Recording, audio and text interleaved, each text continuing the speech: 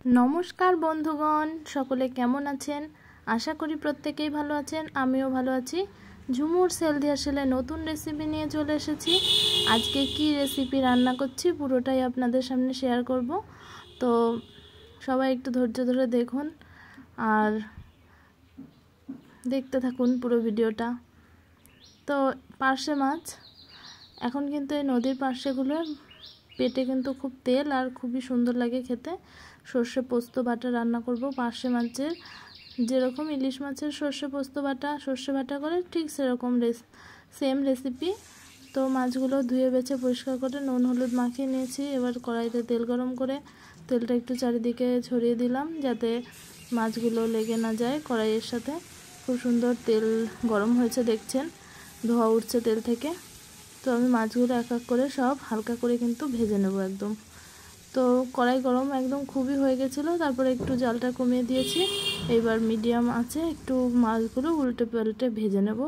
এই যে ভাজা দেখছেন প্রায় হয়ে গেছে সামান্য কিন্তু উল্টে পাল্টে ভেজে নিতে হবে খুব কড়া করে ভাজবো না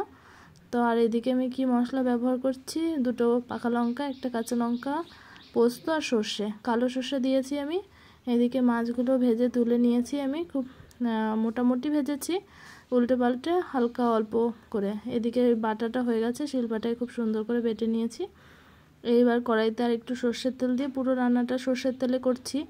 তো রান্না সর্ষের তেলেই করবেন তাহলে কিন্তু খুব ভালো লাগবে রিফাইন তেলে করবেন না একটু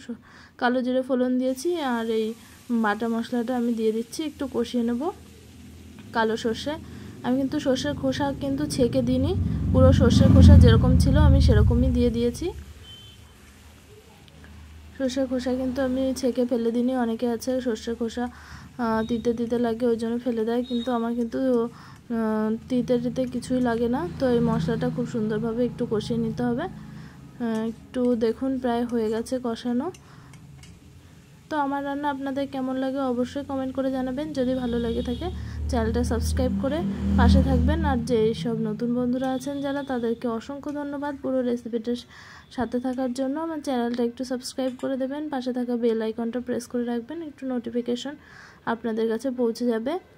তো কষানো দেখছেন হয়ে গেছে তারপরে উষ্ণ গরম জল আমি কিন্তু দিয়ে দিয়েছিলাম ঝোলটা এরকম খুব সুন্দর করে কিন্তু ফুটিয়ে নিতে হবে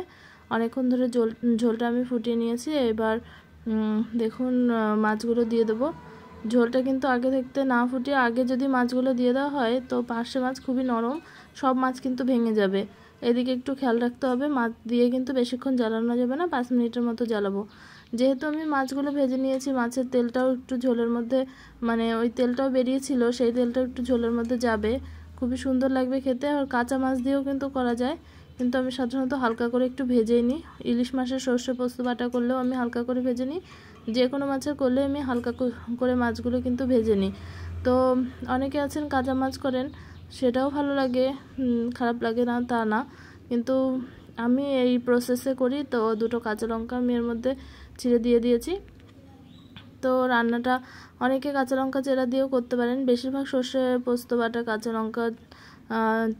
দিয়েই করে আমি একটু বাটা লঙ্কা দিলাম একটু লাল লঙ্কা কালারটা ভালো আসার জন্য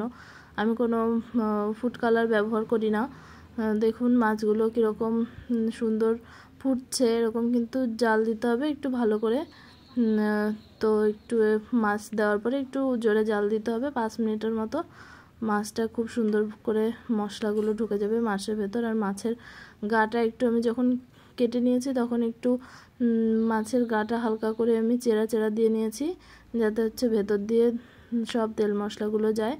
তো এটা কিন্তু একটা ট্রিক্স আমি বলছি যে ওই সর্ষের তেল দিয়ে দিলাম এখন